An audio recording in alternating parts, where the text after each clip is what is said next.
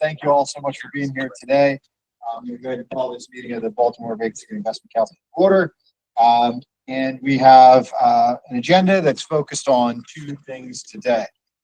One, the FY26 BVRI awards, and two, the annual report.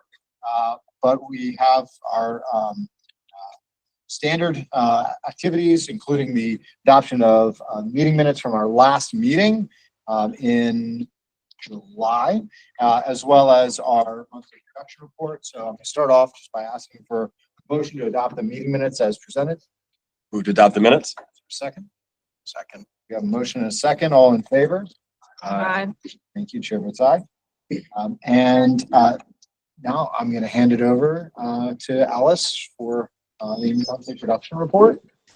Oh. Or Henry? Henry is out Is Henry today, out so today? MC is gonna run we'll go through here, go through MCO's. So you're going to join us up here? Yes. Thank you. September.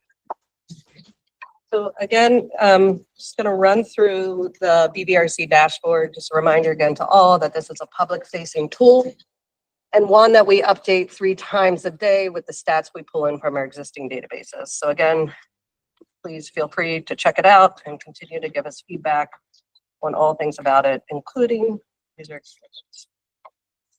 I'm just going to run through the standing goals and projections tabs and how we are doing so far this year. Again, we are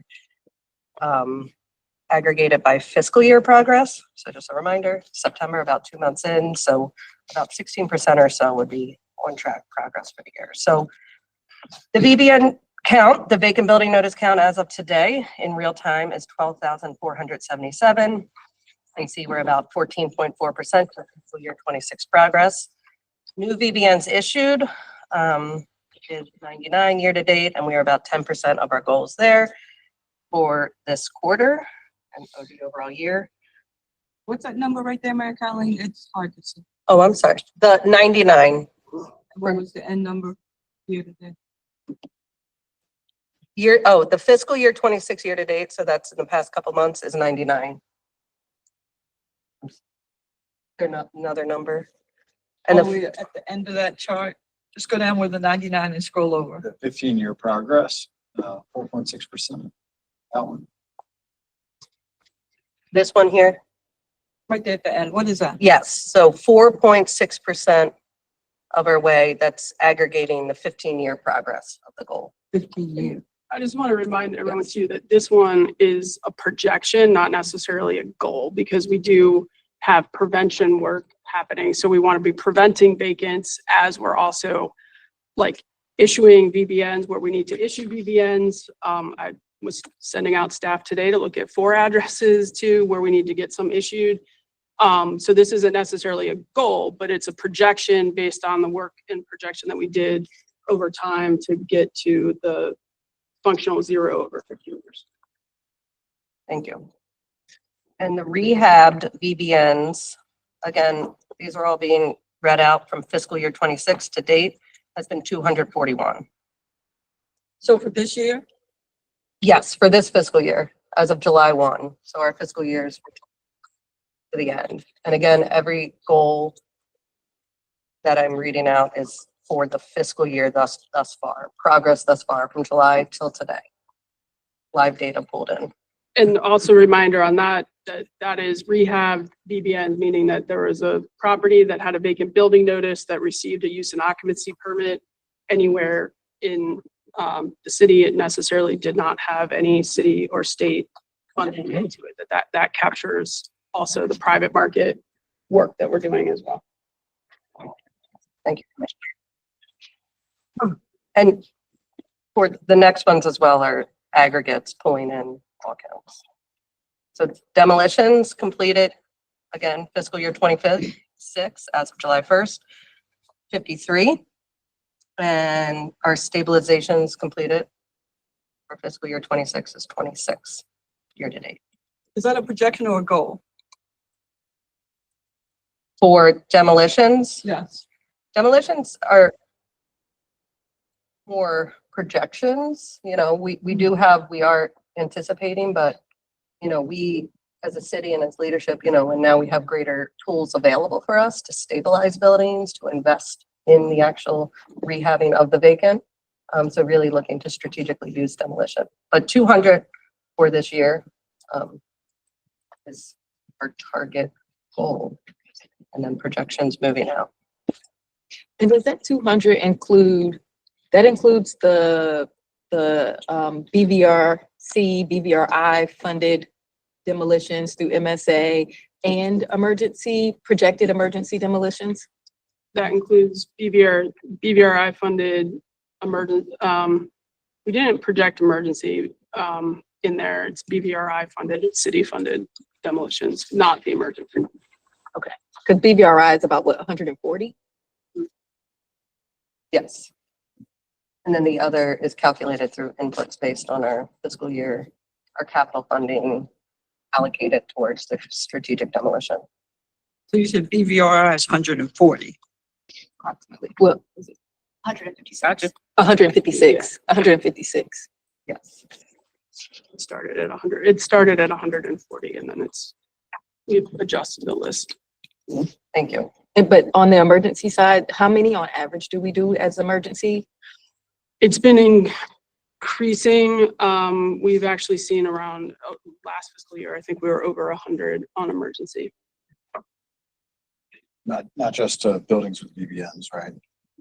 Correct. I mean, we have emergency demos that happen that don't have BBNs on Right. them, but yeah. So we Something would have to, happened, structure fire or something. Would we capture the emergencies yes. as a part of the end of the The year? end of the year number would capture the emergencies as well. Yes. Yes. Thank you. Very good questions. So again, with our code enforcement tab, FTA, that is failure to abate citations, issued year to date, fiscal year 26, 1,024.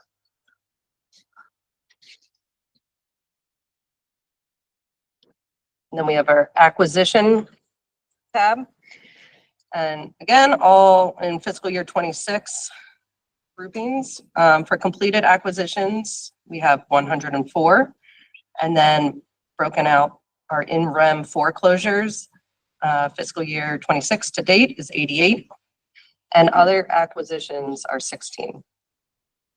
So it's a total of 104 that we've actually done. Yes, Completed. correct. These are completed acquisitions, fiscal year 26 to date. I couldn't help but get a little bit excited about the August numbers, and they literally got off the chart on acquisitions. Is there any sign in just working with the courts that they're upping the volume of clearing the acquisitions? The volume, as well as what we have continued to share and report, is we have completely ramped up our attorney staff as well as title, paralegals, and all. So it's the true ramp up is what, seeing the correlated output of the staffing dedicated to in-rem work. So the court added additional personnel. They're not yet. Process? They Not have yet. Not added staff yet. They're still in the process of finalizing their hiring process. Oh. But we're actually now at the city, essentially fully staffed on in-rem attorneys on what has been budgeted for this fiscal year, and with our title attorneys, and we still have paralegals coming on. So city production on in-rem has also increased in terms of what we can file. And staff has been told to just file everything that you can file. Because at one point in time, the court had asked us, they said only file 20 or 10 cases a month. And then they said file 20, and staff has had the directive they've had the directive to directly ignore what the court asked them to do, and to have us just file everything we can possibly file, so that we show the court that we're filing everything that can be filed in a clip, so that the court understood that that volume is coming and is moving, which has actually been helping them understand that they did need the funding support that came through at the state level and the city level, both for staff and the other pieces. Right, because that's what I was wondering, because there was a commitment that money would come through to help this, It the has. court enhance, and we thought that they would start in July, but they're Oh, no, still, they still have a whole hiring process that they have to The do. money The became money available. became available at the beginning of the fiscal year, but they still need to go through an entire process of hiring so on do their we have side. an anticipated time that the court would have expanded capacity? I The would think process? 3, 2 months, I think 2 or 3 months. 2 or 3 months. We have one that, yeah, By we're the end of somewhere the in year? between 2 or 3 months, because I think 3. Another friend is at 2, so So we'll you say think 2 by or the 3 end of months. the year? The end of the year? Yeah. Oh, wow. Okay. Commissioner, I had a question. So I can see that you all have goals because it has the word goal inside of the heading. But I can't see in comparison, like with 88, like, was that where you wanted to be? Are you hitting your mark? Or even a line by line, maybe what you did last year in comparison to this year? But I don't know how to read that chart to be able to see what I'm looking. So we can look to make that clear. So for fiscal year 26, the goal of total acquisitions is 585, which is the purple column, the second one in. Got it. And then that shows the fiscal year 26 progress. So we're at 17.8% of that goal. Going in at this stage, we should be around 16%. And so we're ahead of that we're ahead of that 16%. Are you measuring January to December or July 1st to June 30th? This is fiscal year, so it's July 1 to June 30. Senator, that's a great question. So then a further tab broken down on the dashboard.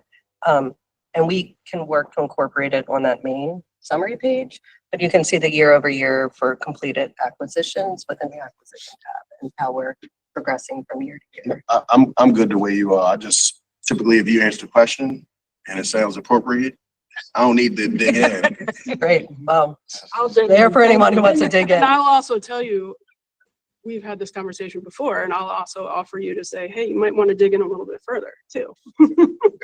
I'll dig in for you.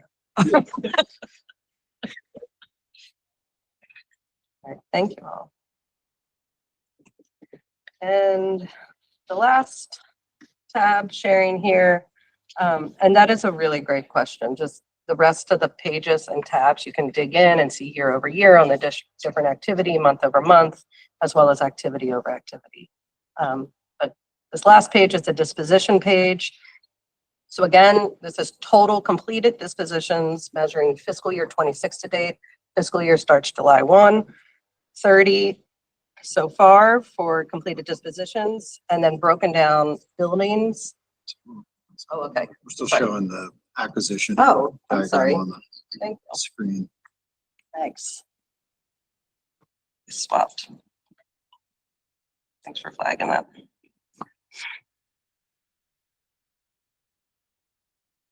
Secretary Day. Okay, great. All right. So here we are. So overall completed dispositions, 30, and then broken down between buildings and lots. We have 25 buildings and 5 lots. Stop there. Can I ask you a question about lots for a second? Yes. Obviously hasn't been the primary focus of this group, but I know it's something that's important to the city, important to Housing market, important to, real estate development world. Do we know how many lots the city currently owns? I'll take that question. So we do have a number of how many lots the city currently owns. We have actually started, and MC kicked it off with actually a multi-agency effort on getting a better handle on the inventory of vacant lots, and not just what is city owned, because we have city owned, but we have city owned that's under adopt a lot. We have city owned that's under a lease. We have city owned that's with the Department of Real Estate. We have city owned that's with DPW. We have city owned that is with a number of different agencies that necessarily is not right for reinvestment on. So we also have items where it just shows as a vacant lot. If you look at code map, a vacant lot is just the yellow cross that is on there. And if you go out to that, you might go out and on code map see that it's a cross, but you go out and there's a beautiful, well-maintained community garden on that space. So what we're doing is getting a better handle. We knew that this was going to be kind of a next phase of a process. So we engage delivery associates and as a consultant, and they're helping pull together that inventory. We also have a contract that we're finalizing with Baltimore Green Space, is acting as a consultant on that as well to help with the inventory, which would then all of us help get better definitions of vacant lot and truly what is being held for site assembly for redevelopment, what is held for the green the green network plan, what is held for DPW for stormwater management, what is community open space, et cetera, and to be able to move that forward, which also helps us get a better definition of a nuisance vacant lot that we can take code enforcement action on, which also would lead into some legislation that our council members have looked at, which is increasing a tax on a vacant lot as well. Sure. So we want those definitions and that to be concrete. So we're still in the process of that exercise. And I think over the next, 4 months, 3 to 4 months, we're going to keep getting better. I have a couple of questions that, we can mostly take offline, but, I'm interested in determining like buildability of those lots and how that's done. And then does the city have a similar disposition mechanism for lots?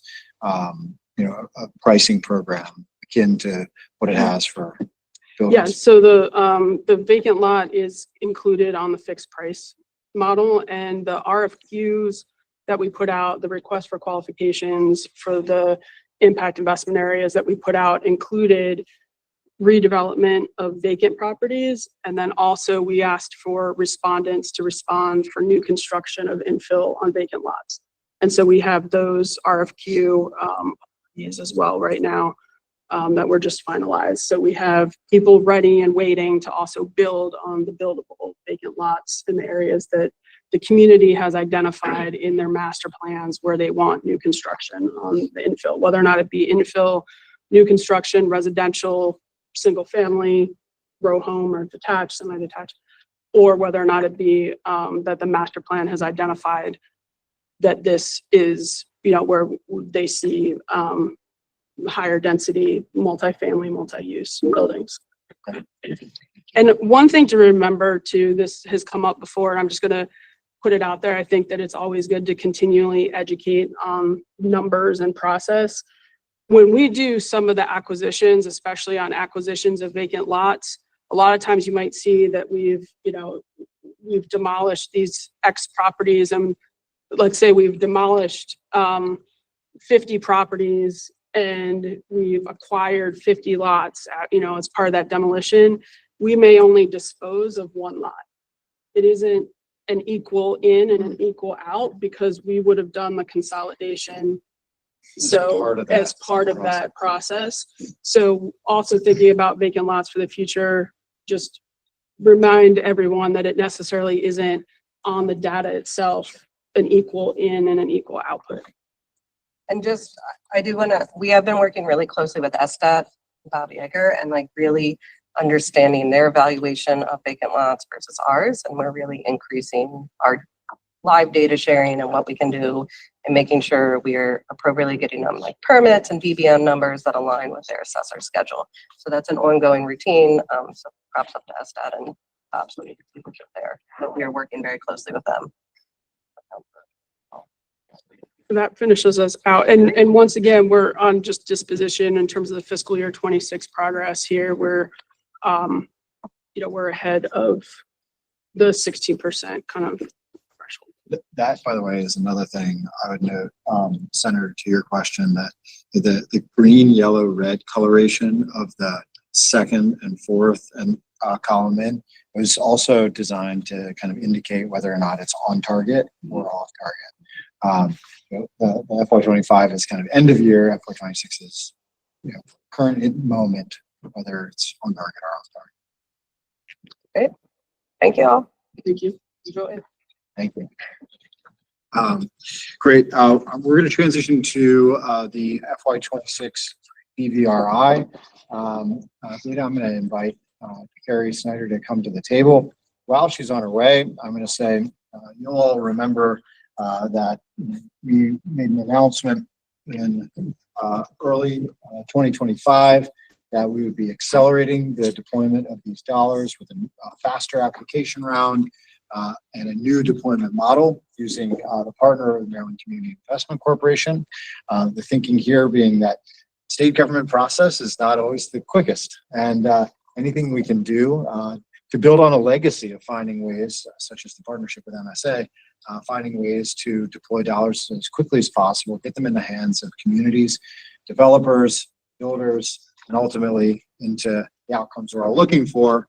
The BVRI round, we decided in year 2 to accelerate in this new format. I will also note, not to get ahead of myself, but that FY27 is not that far away. And so what you can anticipate is that we will likely be looking at how to start the process earlier. Not that the funds will be available any sooner, still not be available until July 1, right?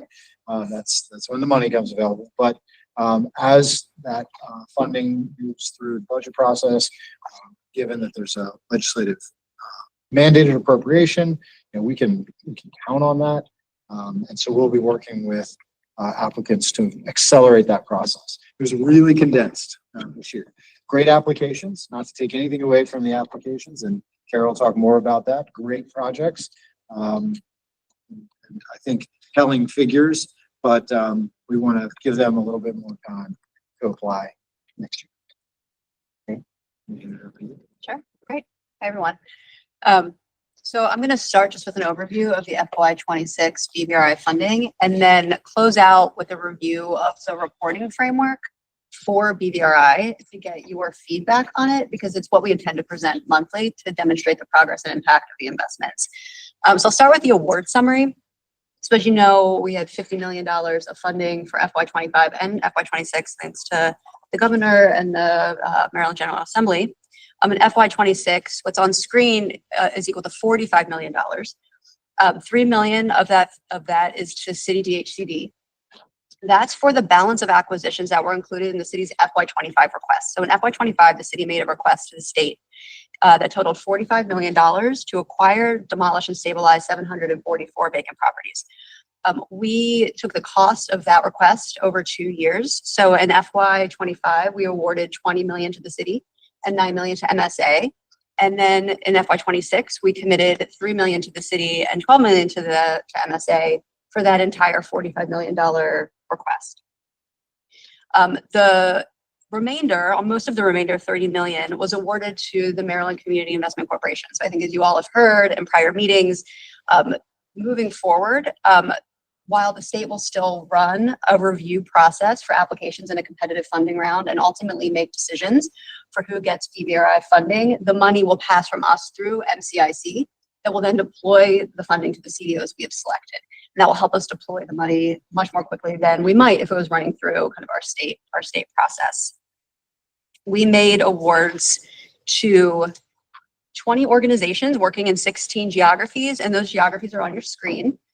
With your meeting materials, we sent a summary of all of the CDOs who received awards. So if you have a chance, please take a look at that. We tried to summarize the organizations, their track record, and where they're working. And it included maps of where those entities are working, the properties they intend to address, and also shows on those maps where the city is also using BVRI funds to acquire, demolish, and stabilize properties, just to show any kind of complementary investments. What's on screen, again, are those 16 geographies. And then on the map, the green dots are the property addresses that we're funding with the city and Maryland Stadium Authority. And the red dots are the property addresses we're funding to those FY26 CDOs. You can see that all of our investments are within the vacant reduction priority geographies, that shared geography that we have determined with the city and here with the BVRC. That geography includes the impact investment areas, which are in dark blue. And you can see most of our investments are within the impact investment areas for the target for the city. Other investments are within the other areas of the vacancy priority reduction geography, which are in light blue. Any questions about the map before I move forward? So city and state are melting together, since you seem to have two different sets? There are, yes. I mean, we are working collectively in the same geographies to be targeted and coordinated for sure. The city has an approved property list. The CDOs have an approved property list. So there's one set of properties for BVRI funding. So our money goes to a set of approved properties in these areas. And we will be closely coordinating with City DHCD and the CDOs in the deployment of that money to those properties. And you'll see a little bit more of that as I get to some further slides. But yes, the idea is we're all working together as partners in these geographies with this funding. Okay. I was just thinking about when, it's not coordinated when somebody submits, for whatever permit, whatever, and if it's city doesn't know that the state's doing it, you would have. Oh, no, the city knows. I mean, we are in very close coordination with City DHCD on all of the approved properties for BVRI, and so we will be tracking it with them very closely. We meet weekly to review all of this, but then we'll also be meeting regularly with the CDOs as well, all together, so we can stay on top of. Oh, you're gonna meet properties. Yeah, together with the CDOs. Yes, for sure. Yeah, we have Okay. we actually have our internal code map dashboard that we can literally go over each property and see whether it's on the city funded or on the city side, if it's a CDO funded property, so we can look at each property on a map. Right, because we were talking brief how you target and make sure. Yeah. Everything is mapped, that we have everything mapped, and we've been already meeting jointly with the CDOs, and we have more meetings with the CDOs planned as well on their phasing and timing and focus areas. So if we look at all of this is it. These are our priority areas. It's not going to shift or change. So I just want to, if we can, David, can you take us to the next slide? Can I stay on this Delegate slide? Smith Oh, has yeah, well, something to because I say. wanted, And then Delegate Smith, right. Can you define what this other mean? Because I don't know what the light blue is. the light blue, yes. So the city has determined a focused geography for the vacancy strategy, which they call the vacant priority reduction geography. The VPRGs is the name of that map that you have seen, that we have seen as a council, where the city has determined these are areas for focused investments. All of our funding, all the BVR funding is only within the VPRGs. The VPRGs include the original impact investment areas, which are in dark blue, and then some additional geographies that were added later, which is the light blue. But the combination of the dark blue and the light blue is the focus area for vacancy investments, the That's what I've VPRGs. Yeah, been looking at, the collective of the dark blue plus light blue is that geography that this body has been using, updated, but we've been using. But I guess originally there were two sources to that. One is the impact investment areas from the city, and the second source is other geography added through discussion between the representatives here and the city. Do you want to comment? No, that's exactly what it is. Yeah. So the vacant reduction priority geographies. Specifically the other. That's what that is. That is, so what here, the map here is a little bit different in terms of how it's been labeled.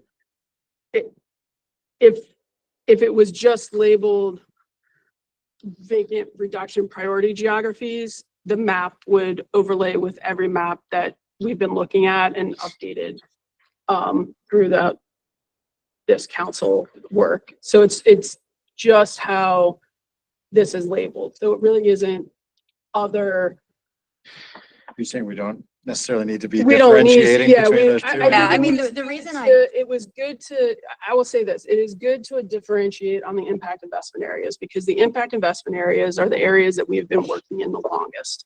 So those are the ones that are the furthest ahead in this work. Like a lot of the work in the impact investment areas has started over 20 years ago to get us to this date where we've seen a lot of the demolition happen. It's what the targeted focus areas have been. It's where we have the strongest community master plans, the strongest strategic implementation plans. So it is important to show those. But when it says other VPRGs, it isn't anything that isn't new or a new category or something that hasn't been looked at before. What we might want to do is use the same color for the whole geography. And they just Maybe hash just an mark. outline or something. Yeah, we can. If it's useful to look at the impact But investment. I'm gonna make a comment, but I just want to be clear, the light blue is not the state, it's the city identified. And I want to make a comment and I'll leave it there. I think that we do a good job of making sure that distribution looks equitable. when we look at the state. But when I look at that visual, I don't see that, and I'm not a council member. So I would advocate for my city council folks in East Baltimore to make sure that they're represented when you get a visual of that map. That's not my job, but I do, it is very clear, and I just want to acknowledge that. So if we were to break this down by numbers, because the vacant priority reduction geographies were created through data analysis of concentration of vacant properties, investment in the vacant properties, work that we have in the vacant properties. And when you break it down, it's actually fairly equal. Like if you were to just do east side, west side, it is fairly equal in terms of numbers. I'm gonna leave it there because it's not my responsibility. I just can't sit in a room, see it, and not acknowledge it. But I would say that just because a neighborhood is doing better from that standpoint, don't mean that they're going to continue if the investment isn't happening. So just because a neighborhood like Johnson Square is winning right now, don't mean that they're going to win tomorrow if they're not equitably sitting at the table. Right. And Johnson Square is on the map. But I But would you're not just using that as an I example. would go say I don't see Bella Addison. Right. So me just looking from here, I can start shooting off neighborhoods. I just wanted to give some level of the example. Okay. That they should be sitting at the table because they're not well off. Right. I'm gonna leave it. Agreed. I'm gonna stop there. Hi, so I want to apologize for my tardiness at another meeting. That was unfortunately also in person, but also in North Baltimore, so I apologize for my tardiness. The only thing, and please correct me, I think I got a little bit from the commissioner. I did not see Broadway East up here. I didn't know. I know it's part of the NIF area, but my understanding from data is that it is one of the highest, not the highest, vacant concentrations in the city. And we even started off our meetings. It is there. It is here. I just didn't see it as a target geography. I keep looking at it like, am I something wrong with me? Because I don't see It's it. not a BVRI funded geography. It is in the city's map of vacant reduction priority Right. geographies. I just think that it's important to note that we began our convenings in that community has the highest amount of vacancies, and yet there wasn't a funding of any applicants in that geography. So I just want us to be really focused. We did. So what's on screen where it says BVRI target geographies, it should clarify that these are the CDOs Right. that received awards. You can see in Broadway East in the green dots, there's an award to the city for Right. property work in Broadway East. It's just not to a community development organization. It's to the city and MSA for property activity. The number of dots, we could share that information. We have it broken out by neighborhood and by VPRG. Right. We could tell you how many the city is funded to do in Broadway East, but you're right that there's not a I just CDO. think that, and I hear what you're saying, because I feel like sometimes the city's gonna have to take the lead where there's maybe not as robust community led activity. But I don't know if I could say that footprint qualifies as much as some of the other areas that I know have kind of uneven community led efforts. So I just think it's a glaring omission considering there were applications, and I just think it's important for the record for me to speak up. To that end, I think we also want to take the time to help applicants that weren't successful Yeah. and be successful next year. Okay, great. Absolutely. And I think working directly with them, we'll get there. It's already happening. Yeah. That's good. Yeah. And this is the BVRI, so I think we can talk about other investment and work that we're doing, because Broadway East is an original impact investment area. It's a high priority, For the big area, and there's it's a a lot big of other area, and there's a lot of work. leaders at happening. the table. That's all. So it is a priority. How many applicants did you have? Two. To the BVRI application in total, we had 89 applicants. Only about 60, I think 62 of those applications were kind of complied with the program terms. So we reviewed 62 applications for funding, and they did include some applications from Broadway East. Okay. And I just wanted, Beth, you asked the question about whether or not the geographies would change. The VPRG geographies shouldn't change, and our BVRI geographies won't change. The property addresses within them may change over time, as the CDO may have a property on its list that they intended to acquire and rehab, but maybe a private market picked it up and finished that, in which case we would take it off their list. And so the property list may change over time, but they will remain within the target geographies. Those won't change. Okay, I'm just thinking like for the purposes of baselining, we don't want to have we want to have at least a set period of time where we have fixed geographies so we can figure out whether or not interventions are working. And if the geographies are always shifting, we're going to have a hard time doing that. These have not shifted. Like, these are, Well, this is a shift for this group. This is the first time we've seen the consolidated map with the consolidated geographies. So it is a shift. The VPR, well, so the VPRGs, the Yeah. dark blue and the light blue combined as the vacancy reduction priority geographies, those have not changed. We're not funding that whole area. It's a pretty big area. So our funded communities are the ones here, and those will stay the same for FY 26. Those target areas won't change. but we have shared the entire VPRG map in other meetings that is all of those geographies right there in Okay, other so maybe- meetings. So, Okay. so it wasn't color coded like this. Okay. It was That's, just uh, one, it was just differentiation. one large, it had all of the Okay. areas, and it was the vacants. As long as we're Priority set that reduction. this is, This is it. this. This is it. Okay. This is it. This is the vacants priority reduction geographies that have been in and presented to the council in several other meetings under that one other map that shows them. This looks different because of the shading and the distinction of the creation of the map with the blue, the two blues, And the awards. and the awards that are, That's the first time you are seeing property address dots on the map. I do have a question. Do you think it's narrow enough to get us for the block by block effort to then stabilize the market in these communities? I do, and if we could, maybe we could, well, we don't have to move on, but I do want to get to a slide to show you that what's on the list are the properties that have been approved. So we have an approved list with every CDO. Then they've also indicated to us what will be in their first phase, where they're going to start. And so the number of approved properties is about 1,100, but the first phase is about 330. So they have taken the first phase. It is on a set of whole blocks that are contiguous. They will work there first, and then as they have results, then they will start to move on to phase 2 and phase 3. We did just a very simple calculation. If you took that 330 so properties and multiplied it by an average subsidy amount of like 75,000, it's almost 30,000. It's about 25 million. So that's potentially that first phase is the FY26 BVRI funding. That's the subsidy.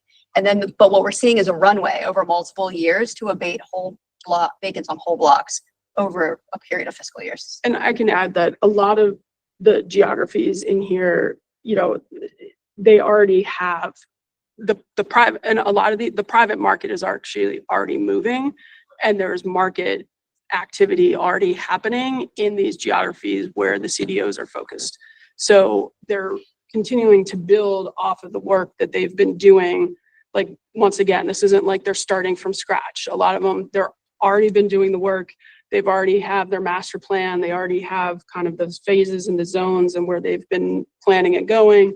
And this builds off of that and builds off of private markets. So like, even in the Park Heights, the PHR one, that builds actually, it shifts slightly because you can see where the city funded is along the Park Circle corridor, kind of going up.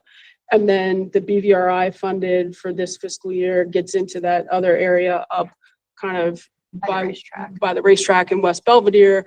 But that flows into another area where we've actually are capitalizing off of private investment that's happened in those areas where we necessarily they're not having to build that market from scratch because the private investment is actually already working there based on other investments that we've made in that area over the last 10 years. That's fair. I think what may be helpful, I think this response to Senator McCrae's comment is if you literally line up all the neighborhoods in the city, and obviously we have those where we're being targeted and impacting, but then there are those that are probably just need baseline infrastructure just to be able to delineate kind of where they are on the trajectory of development. So picture like the lower tier neighborhoods probably have a lot of vacants, no private investment, a lot of infrastructure needs. Just being able to know that that's a starting point for them so people don't see themselves in this long-term plan.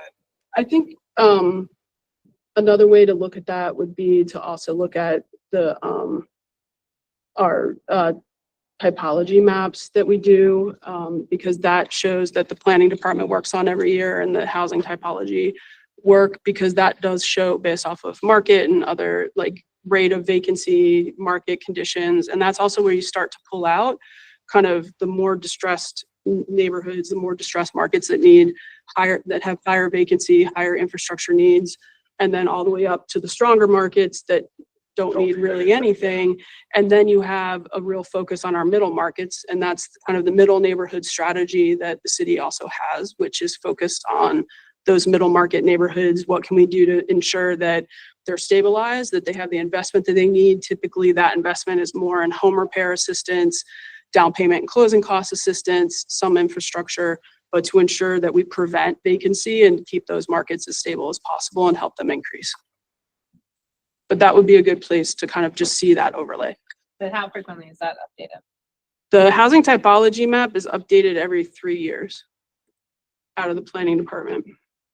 Most recent is 2023. 2023. And I will check with our team because we actually looked at how to update that in-house yearly with the DHCD data team. So they were working with the planning department to see about having us be able to update it yearly for the purposes of being able to get more regular data. So I have to just check on the status of that. I just think with the precipitous drop in VBNs, like we have to understand why, and it's not coming out in this. I mean, I think we have some suspicion as to why, but if we could get the market reports in a more timely fashion, I think it would be more helpful to understand the actual effects of the private market. I'll check on the status of that. Okay, can we go to the next slide? I'll go through this one quickly. Just as a reminder that the 20 CDO awardees will receive technical assistance and operational support by the $1.5 million philanthropic fund that was organized by local philanthropy, and much thanks to Boltzecker Foundation for initiating that.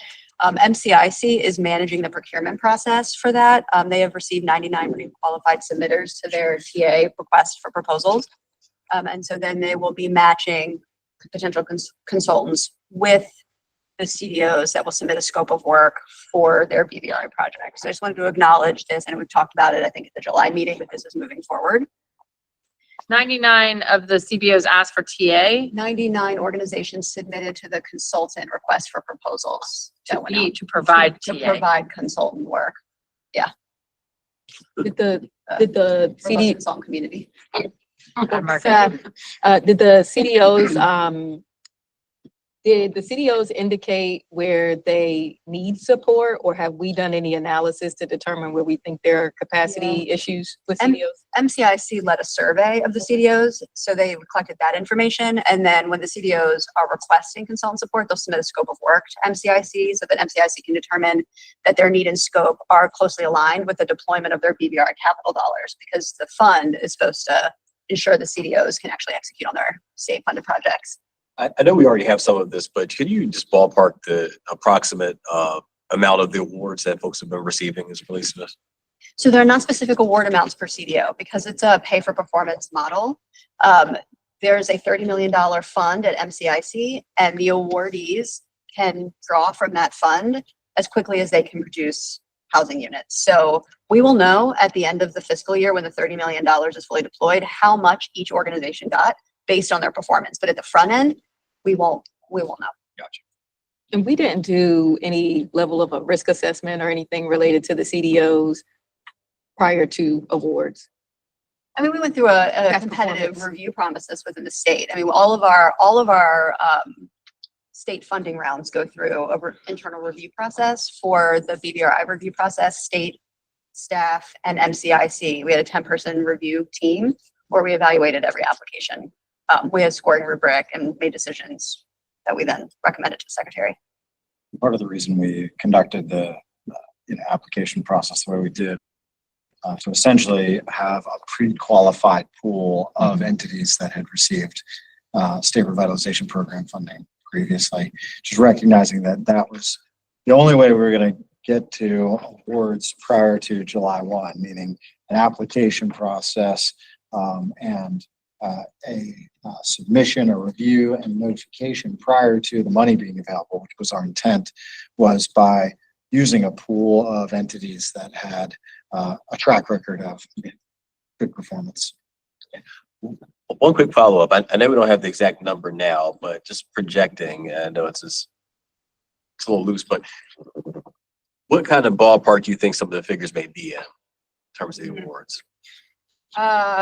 Well, I mean, the approved property lists for each CDO range from, in some cases, like 8 properties up to 50 or 60, depending on the size of the area where that organization is working and their past performance and ability to scale.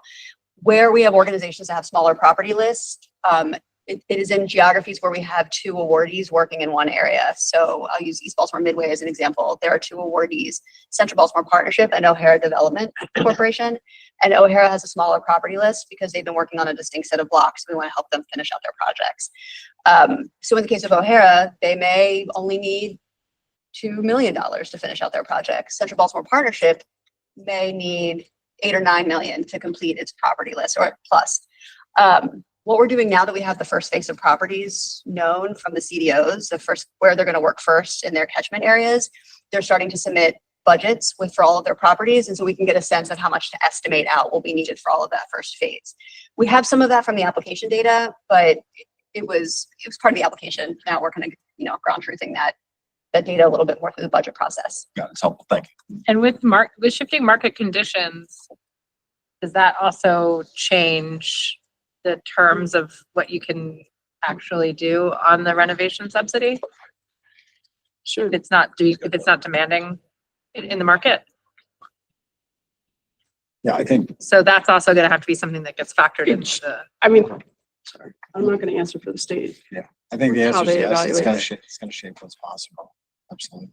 You just mean how much subsidy is needed per property over time as the condition And how much we change? can justify in the deals. Yeah. Yeah, If I the mean- market doesn't demand that kind of subsidy as much as we thought we did at the beginning of the exercise. I mean, we're going to be, so MCIC will be evaluating all of the budgets for reasonableness in terms of cost. So we'll be able to understand that the subsidies needed per project is accurate. Over time, as those markets approved, you would expect to see the amount of subsidy per unit decrease unless Yeah. those properties, Comps are already probably gonna dictate that. I mean, some properties need a lot more work than others. And so there may be outliers, but you would expect to see that over time. And we will be able to track that over time per property and per area. And recognizing that there are going to be outliers just based on costs of a complicated project, right? We didn't want to set a hard and fast price point per project. And but that reasonableness assessment is designed to kind of look at the whole universe and make a determination of, are we looking at an outlier based on proper padding of budgets, poor bid practices, what have you, in order to make a determination of whether or not they should be approved. But hard and fast figure per unit of subsidy, we didn't think was appropriate. Yeah, no, I don't think that. I'm more worried about the actual ops thing, which is that the math is gonna stop mathing basically because the market is so bonkers right now that we're not gonna be able to justify the subsidy on renovation. And then we're gonna be in a trap with the developers. We start to get into the point where you have the market shifting and then it becomes a question of subsidy tied to affordability. Right. And where that comes in. So it shifts. It still can come in as a developer incentive if they want to meet certain levels of affordability while keeping, and the way that you structure that is to keep the appraised values up. So then the affordability components come in on the backside as down payment and closing costs. So you can still keep the appraised value up, which is what we did over in the 800 block of Harlem and Edmondson. As we saw those prices increase in the market, keep those, the kind of subsidy changed to the developer in terms of that started to close because they were able to get the project going. They had the sales price, but we wanted to keep the affordability. So we put it in as down payment and closing costs. So it starts to the scales start to shift. Okay, just want to get the projects done though.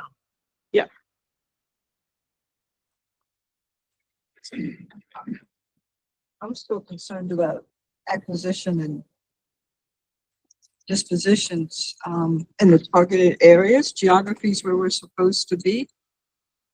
And those processes working well. So we don't have all the private speculation. So I want it to work well with the private money. So I'm just wondering how we rev up acquisition. But we have control over that and disposition.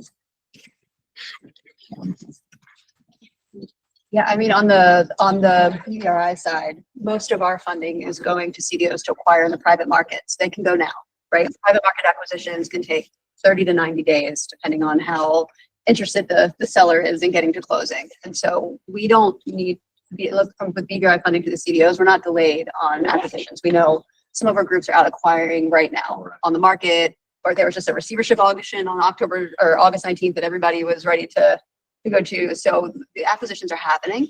So the money's there. For the money- CDOs, not all of them have their loan agreements finalized with MCIC, but they can still go ahead and start their acquisition and get reimbursed for costs as long as a property is on part of their approved property list. We have not, the city is acquiring things now. I mean, you saw that in the dashboard, not with our funding yet, because our funding hasn't moved from the state to the city for the properties on the condemnation list that we've approved. But acquisitions are happening.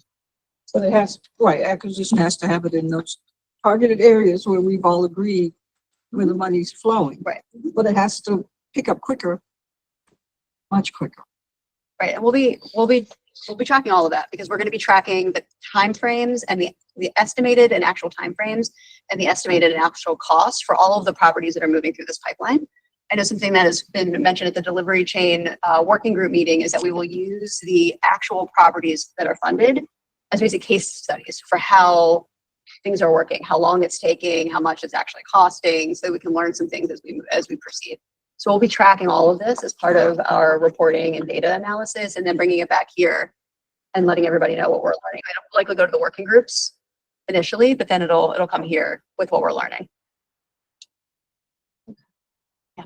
I do want to just note the next slide is about property lists. So as we mentioned, all of our grantees, which are for FY26, this Baltimore City, DHCD, MSA, and MCIC, have approved property lists. So the state has worked with all the CDOs, with the city, and MSA to approve a set of properties for funding. That is to ensure that we are all aligned to a set of whole blocks, and then we're tracking property progress over time. Any modifications to those lists, we have to approve to make sure that we're, adhering to the same set of whole blocks. And we're working very closely with City DHCD on all of that activity in these targeted geographies. If you could go to the next slide, David. Please, but I think I'm misunderstanding something. So are there properties on the list that are not vacant, that are not VBMs? Every property on the approved property list, but a few have VBNs on them. But there are some that are not. There are. We have had some requests from our CDOs to include properties for redevelopment that don't have VBNs. There's very few of them, like 10. We've asked them to send us pictures to show that that property probably needs a VBN on it. Like it justifies investment and it's on one of the targeted blocks that would help support market activity. And then we will approve it, but we need to hear from the CDO why they think we should make an exception. There's very few of Definitely them. look at those and see if it's easier to move on those than those that that have the VBN designation too.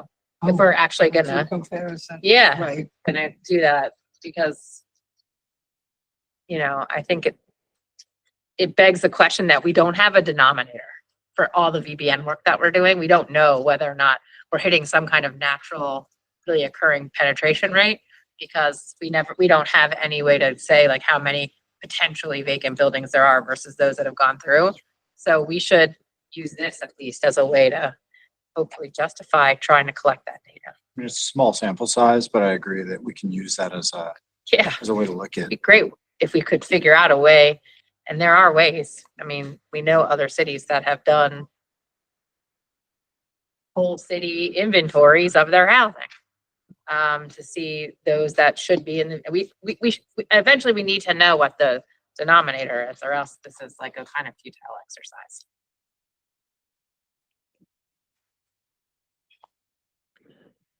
Just to put some numbers to this, I just want to also say, you can see with my asterisk, some of this is subject to change. We have approved property lists for all of the CDO awardees except one, so you'll see these numbers go up.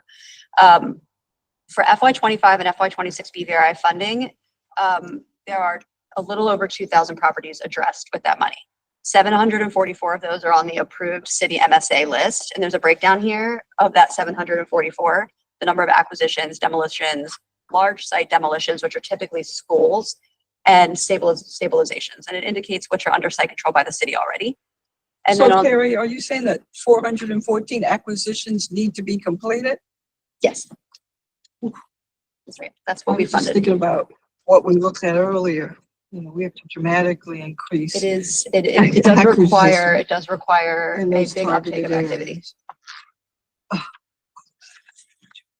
And those acquisitions are negotiation to condemnation, right? So every condemnation case requires that the city attempt to negotiate that acquisition first.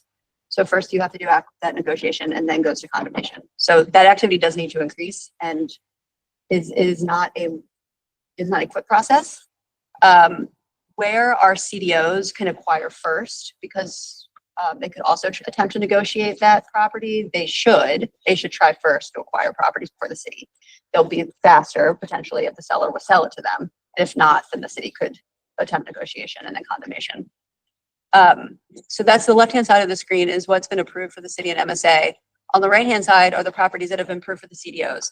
In FY25, before we redesigned the FY26 round, we did our typical request for applications for all our state revitalization programs. People still think about that as like the project core year, even though we still also label it BVRI. In that round, we have 138 approved properties with CDOs in Baltimore within the vacancy reduction geography. For FY26, in this new redesign round, the secretary talked about at the beginning, we have 1,139 approved properties with the CDOs. As I mentioned, of those, 337 are in their first phase of work. And of that 337, the CDOs have 147 currently under site control. They own them right now. Can you characterize, Carrie, the 138 CDO funded BBN projects in FY25? Were those all for demolition or stabilization activities? Those were largely, I think, Rehab acquisition. outcomes? I think those were largely acquisition rehab. Rehab? Okay. Yeah, even in the prior core years, we typically, if we did any kind of demo work, it would still be through MSA and not through our general round. So those are likely acquisition, stabilization, rehab projects. And we'll track those as well. Can you see it in the dashboard, what you required? What's as you move? Will you be able to see it? Yeah, and when I get to the reporting framework, so the report outs we're going to do on the BVRI investments monthly right now are going to be on screen. We're going to do a pretty simple report out. Okay. Because I think the request for how we present the data will change over time. We've talked to the city about eventually incorporating that into the public dashboard, but first we want to get a sense of what might be asked, how the reporting may change by going through these meetings, and then think about how to incorporate it in a more kind of visualized format online. So you'll provide a report monthly on what that looks like. Okay. There's slides. I do, yeah. So if you go to the next slide. So just a summary of the awards we've made in FY25 and FY26. So I won't get into this too much. They equate to $50 million a year over 2 years to total $100 million in FY25 and FY26 PVRI for, it says here, 1,222 properties, because for FY26 BVRI, we're using those properties in the first phase as our number. That's likely the number that will get completed. So this is the data we'll be tracking over time. Next slide, I'll try to move through as quickly as I can. So just an update on the timeline. As the secretary mentioned, we did expedite our application review and recommendation process so that we were able to make award decisions prior to July 1 and get our funding to MCIC by July 1. So they've had the money. The governor made the award announcements July 7th. And since we've been meeting with all the CDOs, doing onboarding with MCIC, who is a new organization, does not have deep relationships with some of these CDOs. They have relationships, but we're still kind of formulating those. So we've done a series of onboarding meetings with MCIC and CDOs. The rest of this is our meetings to come with the CDOs. We've already done a loan basics meeting with them. We have a technical assistance meeting coming up where they'll learn about how to access that technical assistance fund. We'll start our partner coordination meetings in September, working closely with City DHCD to schedule those with the CDOs. And then October, we will start quarterly convenings with the CDOs all together as like a learning cohort, so they can learn from each other and we can learn from them, their experiences on the ground. Carry to Delegate Smith's point, to the extent we can, it might be helpful to introduce some of those unsuccessful applicants into those cohort meetings. You know, ultimately, they are in competition for a limited set of dollars, but they're not in competition with one another over real estate. Exposing them to the lessons learned as they go through, as the cohort of active partners goes through the process. I don't feel like it hurts anybody who's been funded and in. It just helps those who are not yet. Yeah, I think we can absolutely look at that. And the other thing we've talked about with MCIC as we think about the technical assistance is not that we wouldn't include them in the general cohort meetings, we could surely do that, but then also how might we have like an emerging group, how to get them prepared, and have them work directly with us to make sure that they're submitting successful applications. So remind me with this timeline, when is money hitting the ground to the CDOs? So Probably within the next 30 days. They're October. already spending money now, and we'll have cash in hand. So the MCIC has it, is signing the grant agreements, and we'll disperse funds. The first ones will probably be sooner than that, in the coming days, So October, before October. late September.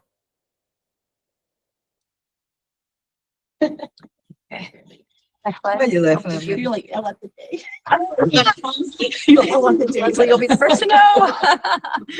And I just want to make this point that, as you all know, the state also has a round of state revitalization programs and other complementary funding programs. We are reviewing those applications now and determining ways to make complementary investments to the set of whole blocks and CDOs that were awarded BBRI funding.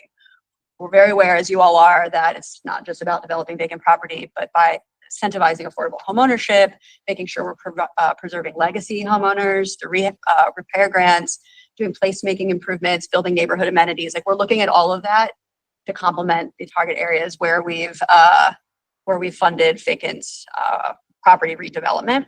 And then in this last bullet point here, as we organize the CDOs, the ones that are funded and the ones that are kind of maybe emerging into BBRI CDOs, that we ensure that we foster collaborations with organizations that are doing counseling and homebuyer clubs and estate planning and tax credit utilization. All of that is incorporated in our whole block strategy. So look like I'm using, for example, the legacy home ownership. Are we looking to make sure that that's working well? The money is getting to the homeowners that need it, the seniors. Yeah, I mean, we can I'm track our, hearing that some people have been waiting and waiting. So I'm just wondering if we're looking at those processes to see what's slowing it down. so on the, so I don't know if you're talking about the state funding or the city processes. The state provides grant funding to community development organizations that run their own repair programs. And so it's just a matter of us getting our funding to them, but they run their own grant programs at the nonprofit level. The city also runs repair grants. We can both use our funded data and the city's data to show where those investments are occurring on whole blocks. We can track all of that funded data and report back. We can't report individual property addresses. It's privileged information, it's confidential, but we can aggregate the data and tell you what's happening at the block level. Leslie, I want to make sure I understand your question too. Are you interested in, when you say how well those programs are functioning, whether it's city funded or state funded, are you interested in what the impacts are as far as like non-displacement, or are you interested in the kind of programmatic functionality and the speed of deployment, or both? Both. That's what I'm talking. You want it to work well, and you also, if you're in a block and it's a legacy homeowner that you need to complete that, you want to make sure that they're getting what they need. So it just, one of the things that we probably need to spend some time looking at is just, to the extent we can, mapping the geographic distribution and alignment of those funds to the BPRG, right? I assume that's something that we can do with city city program, and we can certainly do it. Have we made any progress in mapping Bernie funds? And would we be able to add them to these maps? Yes, I mean, we can map our Bernie awards. Sometimes those awards, so say an award for Bernie is for a legacy homeowner repair program. When the organization applies to us, they may not know all of the property addresses that will eventually receive those funds, because once they get an award from us, they go out and do some outreach to identify those addresses. We know what geography it's going to be like. We could outline the neighborhood. We might not know the exact property addresses. So we could show at the neighborhood level where those funds are. We might not be able to show the property level data until a later reporting stage with the CDOs, but at least at the neighborhood level, we could certainly do that. At the neighborhood level. And what kind of tracking could we do for Bernie to sort of do something like apples for apples effectiveness compared to BVRI? So I'm looking back at the staff there. We are not tracking Bernie investments at the property address in the same way we're doing BVRI right now, but the goal is to begin doing that with Bernie in the same way. BVRI has really been where we have really solidified tracking state investments by property address at the front end. And so we are working through that process with Bernie. We always know where the Bernie money goes at the end when reporting is completed, but at the front end, especially if those funds are for something more programmatic, we might not know the specific addresses at the time of award, but we will know them at the time of final report. Does that make sense? So we can tell you when the project is done. We might not always know at the very beginning if the organization still needs to go out and complete some outreach. Carrie, isn't Bernie still operating in capital? I'm sorry? Isn't Bernie still operating in capital? So like there would be some expenditure that wouldn't be related back to. So that makes sense, but I would also be eager to begin tracking it, especially given that BVRI is locked in at 50 million, thanks to our incredible delegation. Whereas Bernie is something that we have to advocate for, and that would be extremely useful data in knowing how effective it is. Mm-hmm. I think that's possible. I have a question. Do we have any way to maybe have a map layer to identify any geographic connection with any state transit-oriented development incentives? We're working on that. Okay. Yeah, we're working on that. We're talking internally and other colleagues at MDOT to map, now that we know where the BVRI target areas are located, to then map MDOT's TOD sites and projects within Baltimore City and show areas of overlap and find areas of I want to coordination. make another commercial for Broadway East, but it's not the same side. I mean, I live right beside this community, and the only person at the table lives in East Baltimore, so I mean, it's ever present. Yeah. Yeah, so we'll do that. Okay. Yeah, next slide. So this is where I'm going to go into our monthly reporting framework and ask for your feedback on what we'll be presenting monthly. I'm just going to dive right in. I'm sure I'm already taking up way too much time. So just as a summary, we will be reporting on kind of three primary areas. One, on the progress of properties that are funded with BVRI, and on whole block outcomes. So you will see us start to track timeframes, costs, redevelopment outcomes, VBN abatement by property address. And then we'll start to show how many whole blocks are generated as a result of BVRI and other investments over time. Some of the tracking of timeframes and costs probably will happen at the delivery chain working group level initially, as we start to, as I mentioned, use those properties as kind of a case, like a real-time case study, but then we will make sure that we present that data here. We're also going to be tracking neighborhood change. We have a set of neighborhood change indicators we'd like to track. The city is already tracking a lot of them, not all of them. So we'll be coordinating really closely with the city to make sure we're tracking the same things in the same way. I know the data working group is very interested in supporting that. Beth has already been thinking about how to establish baselines. And then we'll also be tracking beneficiaries. So who are the ultimate recipients of state funds? Homeowners, renters, businesses that in this round, we're not funding commercial properties, but maybe we would fund some commercial vacancies in the future. Any minority contracting that results from this funding and local hiring that results from the funding, we will be tracking through reporting when we can get it. We may not always be able to get demographic data on homeowners and renters. Sometimes we can get it, especially if those renter or those homeowners use the Maryland Mortgage Program. We might be able to aggregate data from the state. If that homeowner uses a down payment assistance program, the state's funding, we could probably aggregate that demographic data that way, but it may not be a complete data set.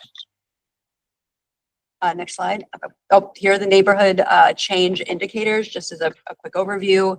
We intend quarterly to track vacancy rate, median home price, home sales, permit activity, and home ownership rate. And then annually, we'll look at these other neighborhood change indicators and track, we'll establish a baseline, and then we'll track change over time. And no displacement. So tracking displacement is very hard. I think both the city and state are working on ways to track displacement, or at least to analyze the risk of displacement in neighborhoods. We're not there, but actually tracking displacement is very tricky. So we can keep talking about that, but it's not something that we are set up to do it right at this time. But we'll think more on that, shoot you a recommendation. Just don't want to see people displaced. Yeah, for sure. So when I talk about what we're going to be reporting every month, one of the things that we will continue to report is the disbursement of state funds to our grantees. As I mentioned, at least in FY26 moving forward, our primary grantees are Maryland Stadium Authority, City DHCD, and MCIC. So this will track grants from the state to these entities. You can see here we've already started in that percent column all the way to the right. You can see that we've dispersed about 15% of our funds to those CDOs that were successfully awarded funding in our FY25 competitive round. And we have funded MCIC initial $10 million, so 33% of their award. We have not yet made other disbursements. And we will every month show you the change in disbursements over time. Next slide. This is where we'll also begin to track the MCIC disbursements to those CDOs. So Leslie, to your point earlier, if money has made it to the CDOs, this is where monthly we will let you know how many loans from MCIC were made to the BVRI CDOs, how much funds have actually been dispersed, if any of the CDOs have repaid their loans, and how much of those loans were forgiven, which would indicate the subsidy in each project. We are going to have MCIC here in October, so we can do a deeper dive in how MCIC has set up the deployment and disbursements of money as forgivable loans to the CDOs. So I won't go into that in great detail now. We'll do that. But I just wanted to demonstrate that we will be reporting every month on the disbursements and results of that funding. Any questions as I keep moving? Next slide, property progress. So we broke property progress down between the CDOs and then the city and MSA. So on the CDOs, we will report out on the number. So we already know the number of properties on the approved list. As of today is at 1,139. And we know there's 337 properties in that first phase. Again, that number is going to change next time you see it because we have one more property list to approve. So those numbers will go up. But we will have a starting number of approved properties in first phase. And then we will start to measure how many have been acquired, how many are in production, meaning they're under permit, how many have received a use occupancy permit, the number that have been resold, and the number that have been rented. And then we'll start to report that every month.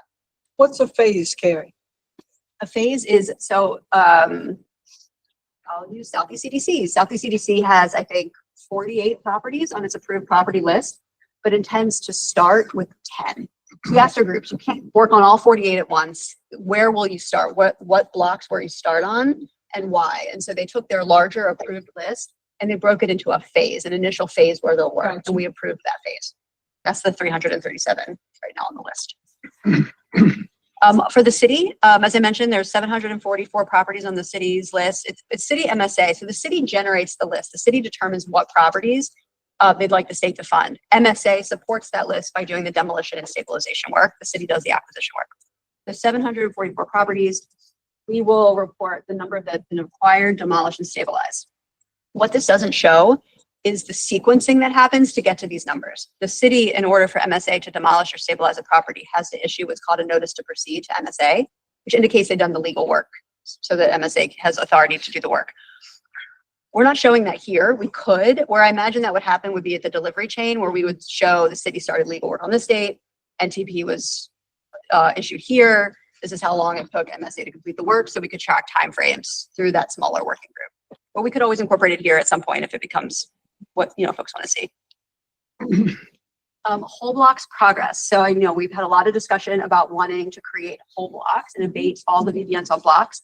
So we're proposing both to have a number of the VBNs on the BVR target blocks. As I mentioned, there's going to be we're still assigning block coding to every block that has a funded property. We think right now there's 257 blocks. David has been working very hard on both creating a GIS block shape for every block and then coding them. We don't want to report a number just yet because we want to make sure we're accurate and needs another review. But we will have a set of blocks. We're working on 257 blocks, for example, and that has a certain number of VBNs. And then we will track the number of VBNs abated and the number remaining to abate. We'll do the same thing with blocks. We have this number of whole block, this number of blocks, how many are whole and how many are still left to complete. And there'll probably be more nuance in there and more things you'll want to know about why the VB, but we'll get to that over time. But just generally, we'll be tracking whole block outcomes. So will you be tracking stabilization and demolition in that one category? Yes, because not here. VBNs can only be abated two ways. So demolition and through rehab that leads to a use and occupancy permit. So when you see here that a VBN has been abated, it's either been demolished, which would be the MSA's work, or it means it's been rehabbed. If a property's been stabilized, the VBN still hasn't been abated. It would still then need to go to the ultimate rehabber to finish and get the use and occupancy permit. And then last, this is kind of a general slide. We will be talking to and meeting often with our CDO partners. They will generate challenges, local solutions, things they've solved on their own, but maybe challenges that they still need support with. And this is where every month we will kind of bring up a set of discussion topics with you all about challenges, issues, solutions that have been generated from our CDOs. We'll also learn some insights from the technical assistance they've requested through the fund that's at MCIC and can share some of those results here as well. And that is it for the reporting section. Just a quick question. For the technical assistance, can you just indicate some of the type of assistance the CDOs asked for? Yeah, initially what we're hearing is that some of them would like project management staff as they acquire and rehab property. They need staff to go out and manage the acquisition and construction of those projects. Some can rely on consultants for that. This fund could also seed some operating money to create some new staff positions. It can't be the ongoing operating for that position forever, but it could seed initial staff positions so that CDOs can build their internal capacity to do project management. It could also help with accountants. This is a lot of money. MCIC is making loans to the BVRI awardees. There's a lot of money to track, both from the state and other investors in that property redevelopment. Having accountants and other financial consultants to track the money could be something, lawyers to help set up better contracts between the CDOs and their development partners. So those are some of the initial things that have come up from the TA fund. I'm pretty sure you said it a couple of times. The first meeting is going to take place in October. Which, with the CDOs, the cohort meeting, yeah. Can you just make sure that I'm leaving it out? I like to sit it on the cover. You just share it with the group. Yeah. Okay. Did we say we were tracking whole blocks completed? They did? Yes. Yeah, back on slide 24. Okay. Whole blocks, the BVRI blocks, the ones that are whole, which means we've abated all the VBNs on them, and the ones that are left to complete. Okay. These are just the BVRI funded properties and blocks. There are more blocks and properties within the city's overall priority geographies. This is just, we're reporting on the state's investments in this presentation. Okay, so that's the state. Oh, okay. Thank you. Thank you. Okay, so next item on our agenda is just going over the annual report. This is a required document that will go to the governor to outline the work of the council for each year. It is again required to go to the governor, I believe, in November. And so October we'll produce the final document. I think an outline has been sent to you for feedback through email, but this is essentially the structure. We might be missing something there, but this is essentially the structure. Just to walk through this, the opening will be mayor's vacancy strategy, just documentation of the Reinvest Baltimore initiative, its two components. And then we'll talk about the content, which will be our work to implement the vacancy strategy, finance the vacancy strategy. And what I'd like to do for the next few minutes is just kind of walk through. We've got a couple of slides and just want to hear some feedback. I don't think we got any reaction through email. So we'd love to just make sure that we're not missing anything that you want to make sure is addressed, included in the document. Otherwise, staff is going to be off to the races producing and send for distribution for your final review next month.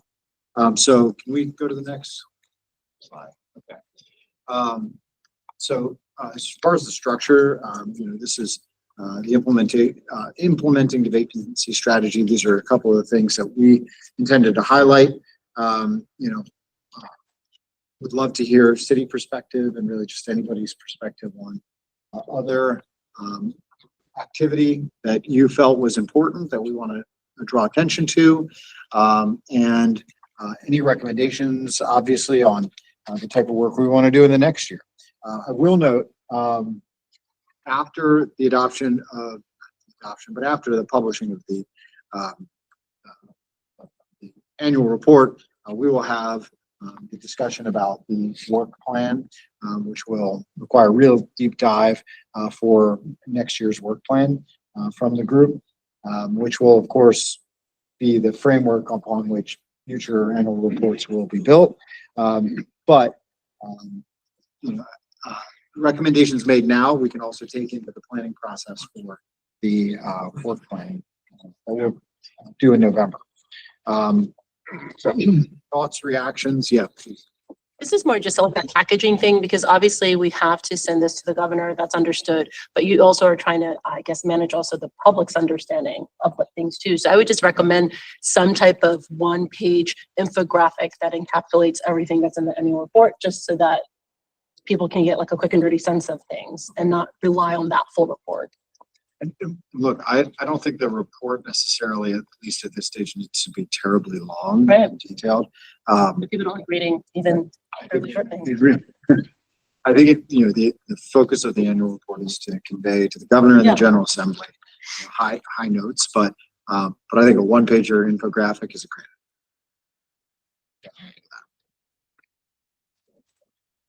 And it says MCIC partnership. You're talking about what their role is? Is that what you're? Yeah, and establishing that partnership, also just reporting that to the governor, the General Assembly, and the public that using MCIC to more effectively deliver state dollars was a new invention this year out of this process. Right. I'm thinking about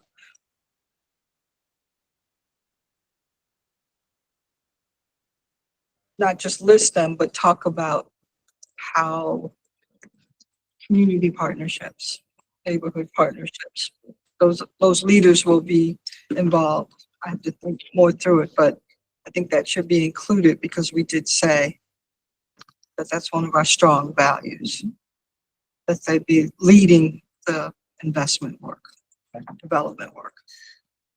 Yeah, so I would ask, any additional detail you have, please send that to Carrie and Carol. Okay. I think that'd be helpful content. I just want to emphasize, I think it's really important to have a very clear distinction between strategy and a plan. And what we're going to, reflect in this report is here's everything that's happened over the last year.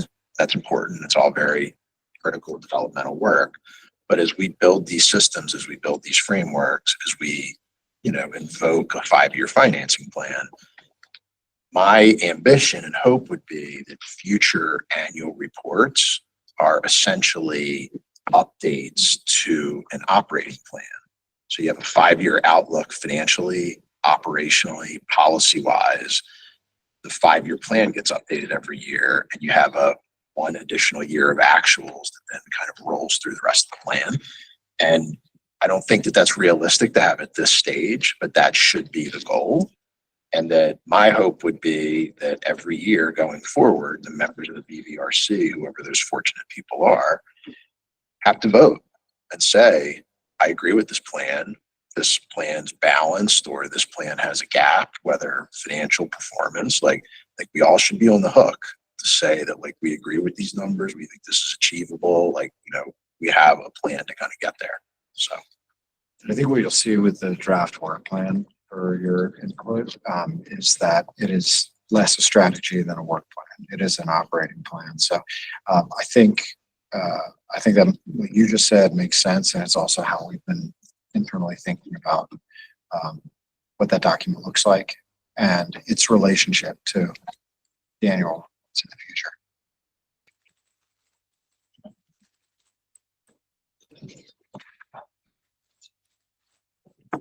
Great. Now, around financing, this would also be a separate and distinct section of the report and our future planning, of course, but any thoughts, feedback on any of the sections identified here? I would just ask also, Michael, and we may lean on you with respect to the TIF for an update, a contribution into that plan, or excuse me, the report for an update on that TIF. Absolutely. Reach out to you. Are you thinking anything to add? Or?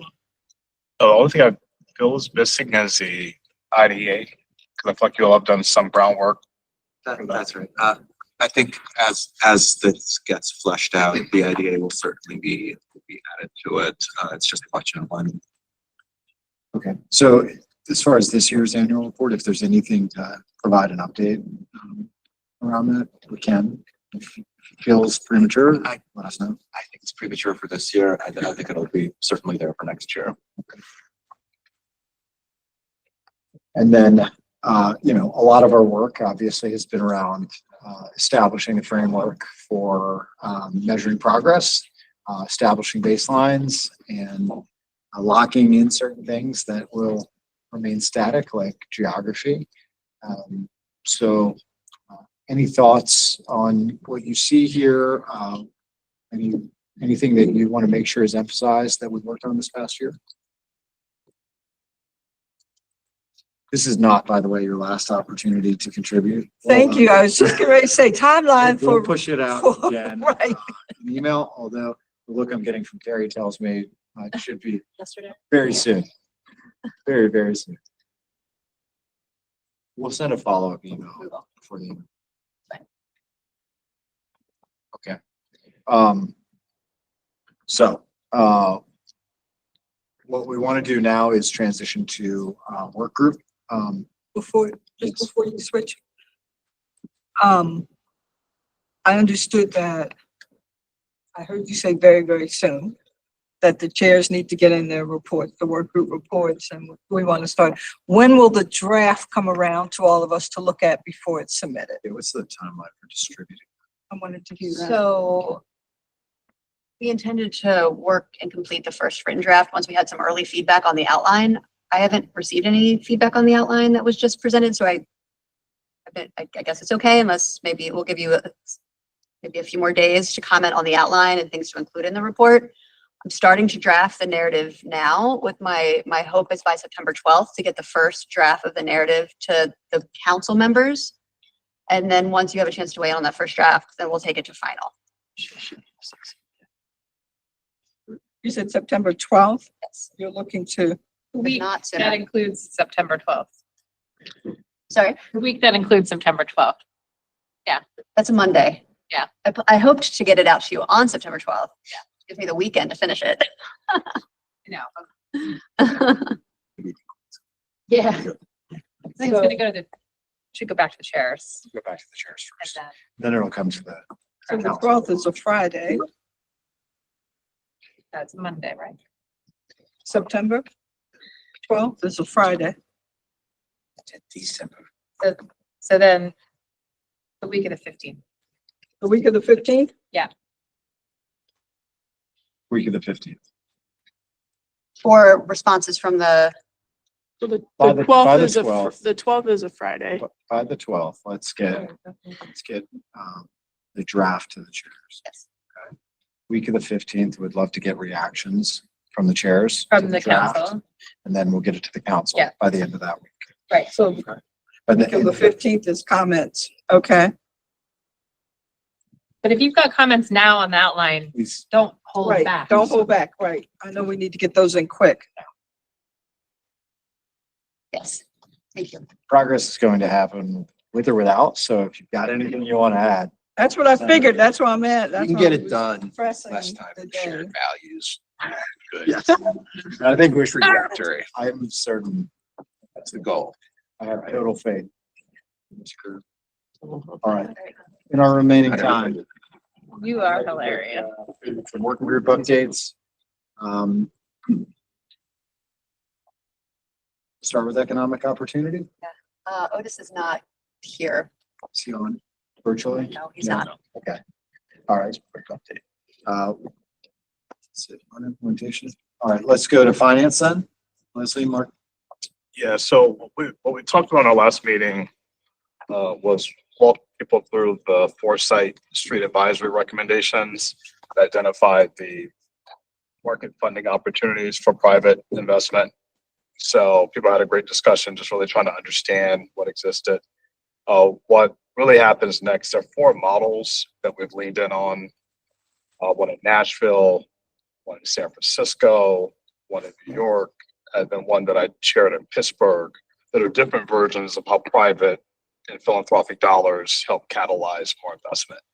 And so we're working now with Weinberg on what the next version of actually creating that fund would be, but it will take a lot of due diligence to make sure we actually get it right, that there's buy-in on the right targets of where we see investment. So we also are looking at home ownership to make it more affordable and for people who would be buying. So we looked at an interest rate reduction type model and a couple others. So we're doing a couple of pilots. And we're also looking at, we're going to be getting some more feedback from our work group members on what should go in the report, how we're presenting that. We did look a lot at the $3 billion model and how to close in some of that money. I know some on construction, some on this. So we have to have a little further discussion. So I'm sure that we'll be posing questions or saying what the finance group will be working on moving forward in regards to our recommendations for next year, because we've been just listening to a lot of information, looking at it, sorting it through, and we have to have further discussion. Any questions? Yeah, Mark. So given that, I think one of the things that we can see in the rate of abatements of EBNs and private activity that's enabling that. Right. The increase in state funding for a particular subset of projects, the forthcoming TIF money, there's going to be a couple of opportunities, right? Yeah. And that private and combined private and philanthropic effort is going to need to thread the needle kind of just right at the right time. Yeah. In order to maximize how far that money goes, right? Right. So, obviously they're going to be looking for high impact, but reasonable return. And that's a particular type of investment project in a particular area problem. That's my guess. So how do we, is Foresight looking at, what the gap is that for them to appropriately fit in? Yeah, so really there are 4 key gaps that they identified. One is on working capital, and that was probably the biggest opportunity. The second was on construction finance, but they wanted to wait until after the public dollars hit the market. The third is really helping developers move from being builders to not being necessarily landlords for properties. And then the fourth is on innovative home ownership. But really to do the proper vetting with all the financial institutions and philanthropic dollars against those investment opportunities, they estimate that takes around 9 months. And so we actually need to have the capacity to do that work, have those negotiations, bring people to the table, and then make sure that those principles that we set here are integrated into that investment approach. In the interim, you will likely still have developers pursuing more capital than what they historically have needed. And so we have talked about what are some more immediate things we can do.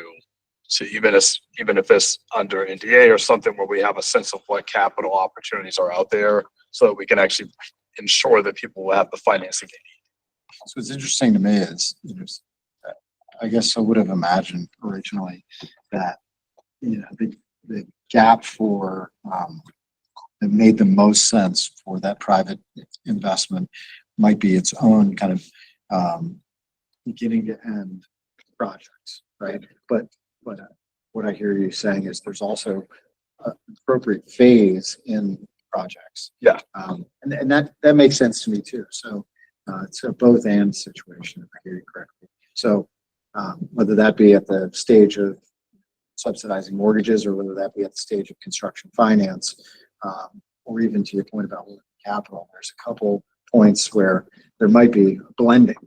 Yeah. Of sources, right? And a sequencing of sources. And what we've found is there's not one fund idea that we can pick up from one market and just drop it on both. So we actually need to study how others have solved their market needs. But there are great models of 20 partners, 25, 16 who've come together and actually been catalytic. So we have to make it unique to Baltimore. Yeah, it has been unique to us. Thank you. Are some of the challenges, because when I think about the cities you mentioned, they all have like really huge philanthropic sectors compared to Baltimore. And I just didn't know. Sometimes people care about Baltimore that are not Baltimore city specific, right? And are we casting a wide enough net? You know what, in some way, National, right? and I think we showed this, I mean, I've been here now about 2.5 years. With Keybridge, we're able to galvanize funding for that. And so I think we've created a space where if we make the case that, look, now is a moment to really invest in Baltimore, Right. that banks and financial institutions who may have been skeptical in the past, they'll at least take my call now. Yeah. And so I think we're at a good place to really champion this. And so I do think the press, like the New York Times piece of the Mirror, was quoted, all of those help people say that this is a moment that we should be putting more capital behind.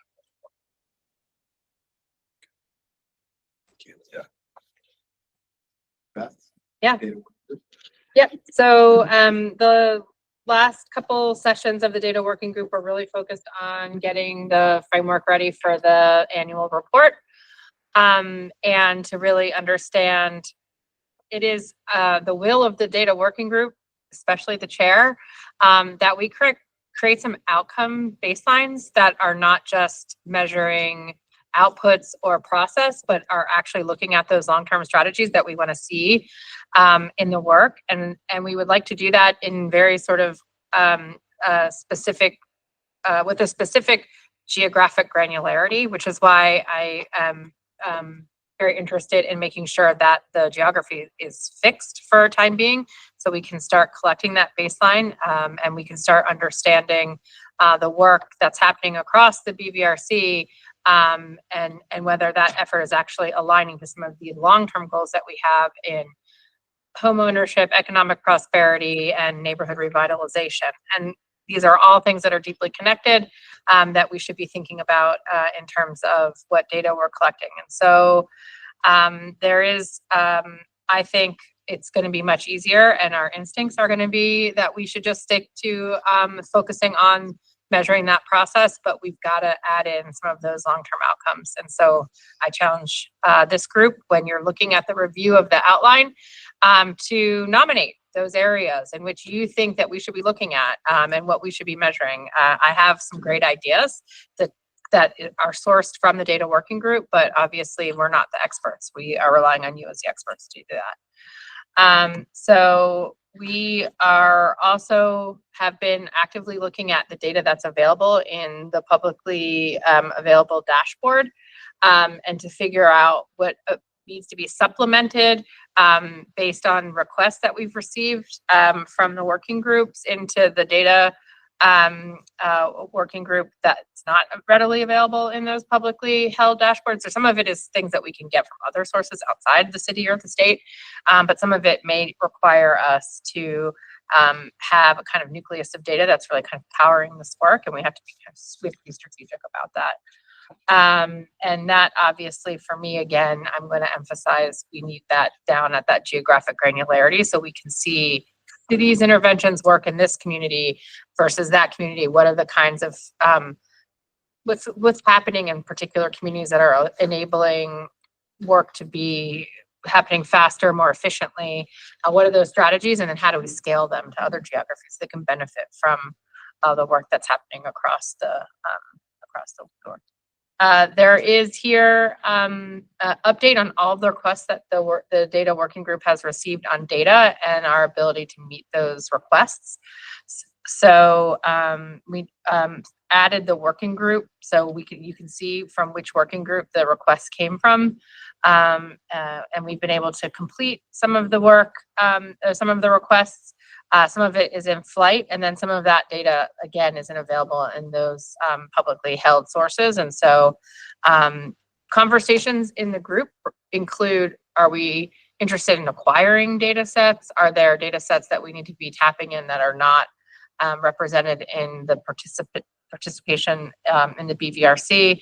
And so you'll see in the next steps kind of where we are in working through those requests and kind of where that thinking is. And then, we've had a standalone meeting on the funder scan in which we took a deeper dive on that request. And I think, I will commit to an update, but right now I don't think that that's at very high on the priority list in terms of data that we're going to be collecting from the working group. Carrie, you can correct me if I'm wrong there. Funder scan. Yeah. There was a request that we do a funder scan. Right. And so it came up against some real challenges in getting that data, and also the sort of utility of that data became less acutely needed for the decision making that we have to do as a council. Okay. And then we got a very large data request from the Economic Opportunity Group. And so you can see that we have provided some of it, and then some of it, again, is going to require further evaluation. And so we're working with Otis on the prioritization of those data sets. Question, the geographic granularity that you're looking for, is that at the block level, less than the block level, or a greater level, like an intermediary neighborhood level geography? I mean, What do you think? So the map that we saw earlier on today, it would be essentially as granular as we can get it in those areas. So I think census blocks would be probably the best we could do. And I think for some of the data, we'll get it at the census block level. Some of it for the right reasons. You're going to protect, privacy of people that live in those communities. So we're not going to want to go down a certain granularity when we're looking at certain factors or outcome areas, especially. But I think the more granular, the more actionable in many cases. And so that's, kind of what, but again, like for the annual report, we should have a set of outcome areas that we all agree are, and that should correspond with then the availability of that data at different geographic scales. Yeah.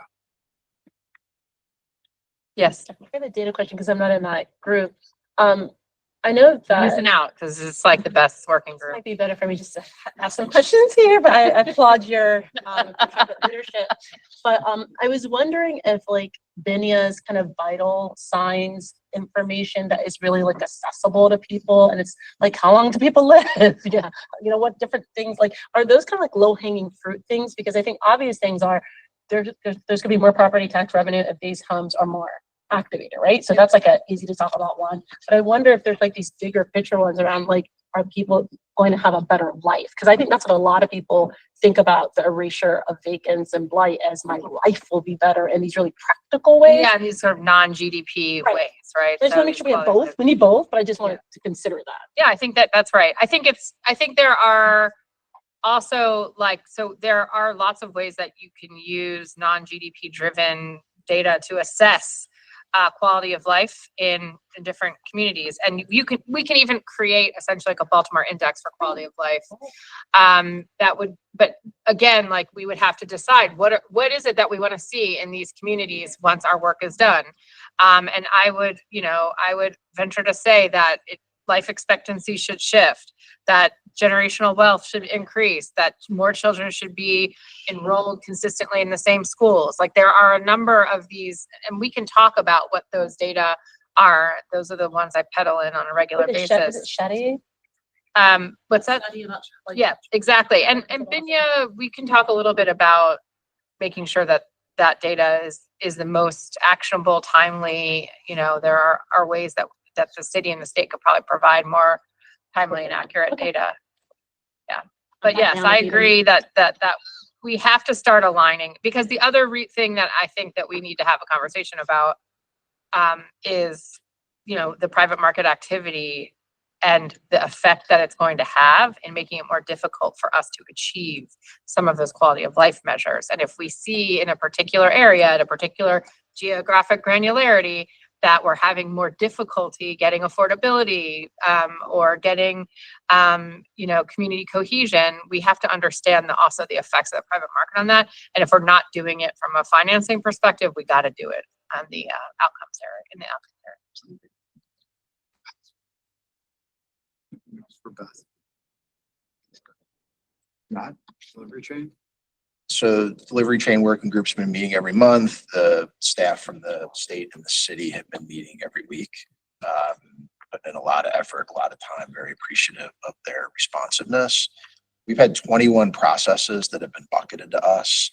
And over the course of the last couple of months, if you scroll through the slides, you will see that we have collected data from most of those processes where we have a estimated optimal time and average time, and then FY24 and FY25 volumes.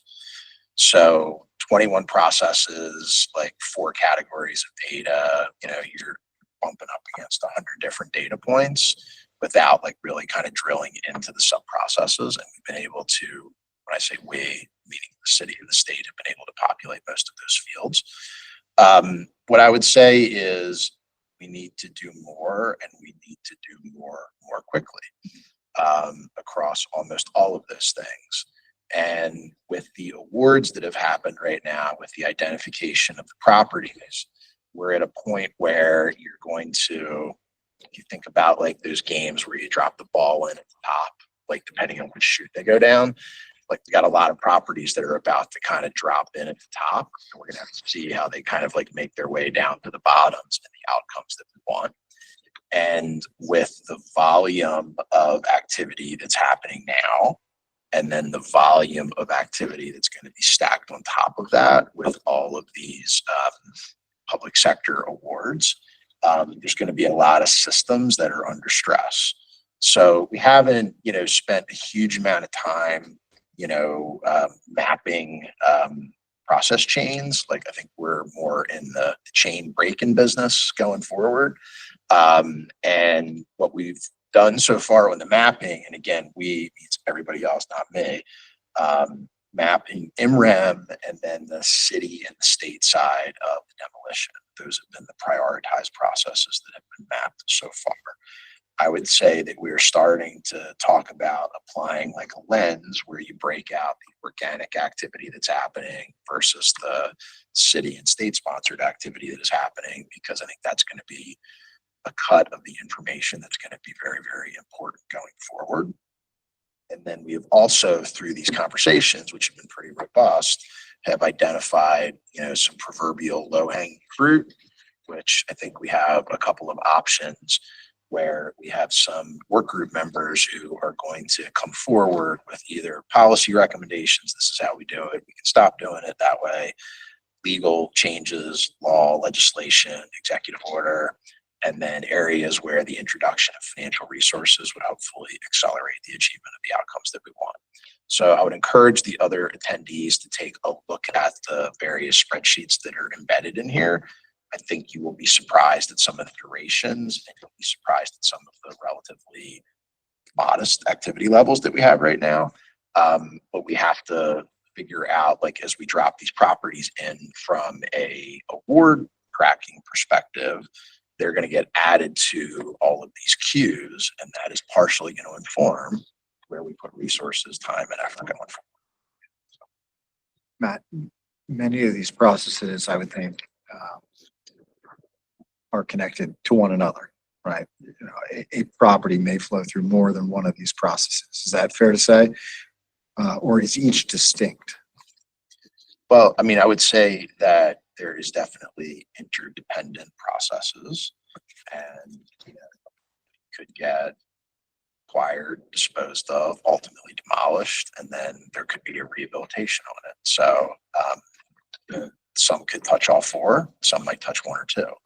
So you know, tracking is obviously important, and making sure that everybody's on the same page definitionally as to how a VBN gets abated. You know, if it's a acquisition, disposition, demolition, and rehab, is that four things? Is that one thing, you know, that contributes to the bottom line outcome? So that's still to be worked out and figured out. I mean, there might be some value in a macro diagram that just talks about that interrelationship. And just because, you know, when we're thinking about time, some properties have to pass through, as you said, multiple phases, acquisition, disposition, rehab, et cetera. And so looking at the sum of those times is how long it takes to get the work done. So if you go back up through just some of the tables, like we're talking long time periods, you know, and some of them can happen concurrently, but some of them can't. The in-rem process mapping, I think, had conservatively 30 steps and boxes. And that was just on the in-rem. There's a demolition kind of flow chart that almost made my head explode. So, you know, there's a lot going on. So kind of shoehorning it all into one visualization is tough. I think it's going to be a couple of shoots, and then it's going to be like, click here to open up that, you know, shoot, and you can see how far, how long, and how far it takes to go from one point to the other. So, but I think as we move more from strategy to work plan, and you can assign specific numbers to here's how many things we have to push through these various processes, that's going to probably drive more of the process mapping work and some of the productivity measures in terms of we either have to do more or we have to introduce more resources to get to a sustainable level of volume and activity to get to the outcomes that we're looking for. So you said there were 30 steps? I think in the in-rem, the initial mapping, I think there were over 30 steps that were articulated. What's the time frame right now, moving through in-rem process? So that Current, definitely increase. 180 to 210 days. Yep. Average current. 180 to 210 days. So that's 6 months or so. That was for 58. Given that we have, if I remember correctly, I'm going back to those numbers. Yeah, and we'll get the Like updated. 744 We'll report. total, but was 414 was city. No, those are not in REM. No, Those I was are, talking about acquisitions. I was just thinking about the total number of yeah, acquisitions. so I'm not those, the sure. 414 that are BVR funded are not in REM at all. Right. Those are the condemnation, which take a different course. Of course. So how many And the condemnations are, RAM are you thinking? I think our goal for this fiscal year is over 800 in REM acquisitions for this fiscal year. For fiscal year 26? 26. So we're way behind. For in REM. Am I conflating the numbers? 1 second. Either way, I think. I don't know. I know we're getting towards the end, but yeah, I just. You know, we're gonna see a I was- mismatch between our aspirations, It's 585, And it's 800 next. fiscal current year. productivity, and that's what we want to dig in. That's what we want to dig in and get much better, right? Disconnect between our aspirations for particular tools and generally, and where we're at in terms of performance is, I think, the only way to close that gap is to needle into every single one of the steps of those processes, and find out where we can trim back, Where we can improve, streamline, drop get it done. steps, Yep. you know, you name it. And And all those are going to take some action, whether it's executive action, whether it's legislative at the city level, at the state level, it's going to take some action. So, As we load individual projects into the data tracking right now, we're going to see, like, as we start to put them into the various processes, how long they're taking. And obviously, there's going to be a lot of scrutiny on the PPRC awards. And hopefully they would be more towards the prioritized like column than the quote unquote regular column. But we have a big mismatch in terms of volume and output right now. So, like, that's going to take time to reconcile, and that there are some, whether it's in REM and demolition, that will get us to outcomes sooner, maybe than some of the other things. There's a handful of delivery chains, like where there's no data, because it's not a policy that we're pursuing right now. And whether or not this is the right venue to have that discussion might happen between the governor and the mayor, you know, not necessarily in this, you know, forum. Like, they're on there and there's no data, obviously, because we're not pursuing those strategies right now, but, you know, that'll get onto the table at some point too. So, I think, yep. I gotta go to another meeting. I'm just gonna run, so. Yeah. we all do. Thank you all so much. Next meeting is October 14th. And we're adjourned. I completely